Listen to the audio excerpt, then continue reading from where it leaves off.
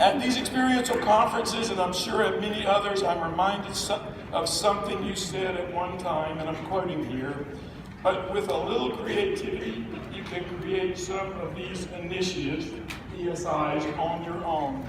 That strikes me as having been said by someone who has pursued the entrepreneurial spirit that allows utilizing information about how to DIY, do it yourself, or DIWF, do it with friends. Creative indeed.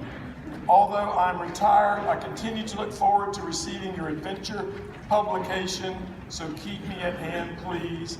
Have a great conference, Michelle, and how about that trip to Galena?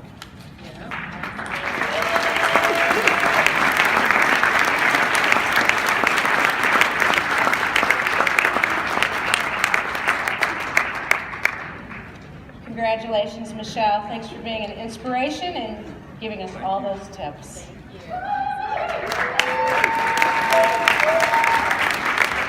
Thank you. Now, I first learned of this Karl Rohnke guy.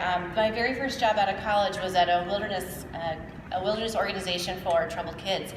And we lived outside in tents, and they had a fabulous library of books for us to peruse through. And one of the books was a Karl Rohnke book. And out on the course, we actually had the activity, the Islands activity, which I'm sure many of you are familiar with, the 3 different platforms. You give the group 2 boards, and then they have to figure out how to get from point A to point B. And I remember we had one group that came through the course that really wanted to work on their integrity. So I flipped through, my Karl Rohnke book, and I find, the Islands activity, and we had that. So I thought, okay, how can I tweak and change this activity to really fit a group around integrity? And so at the time, now I got this prop that I found at, oh gosh, what is the name of that? Anyway, I found this prop online that was a tissue paper beach ball. Now, if you think about the traditional beach ball, which is like one of the traditional symbols of our field, right? The rubber chicken and the beach ball are like 2 of our symbols. But I found a tissue paper beach ball, which I thought was really intriguing. So I purchased them, Oriental Trading Company. I purchased them from there, and it was this. They came flat like a regular beach ball would, but it's tissue paper. So you had to be very careful that when you blew it up, you didn't blow it up too much, because then it would tear the tissue paper. And so what I did was I handed this blown up tissue paper ball to this group, and I said, I need you to get from this platform to this platform, holding your group's integrity intact. And this beach ball was so fragile that even the slightest mishandle of it affected the integrity of the ball, that was representative of the integrity of that group. So anyway, so I did it. It worked wonderfully, and it became a favorite prop of mine that I used a lot with groups.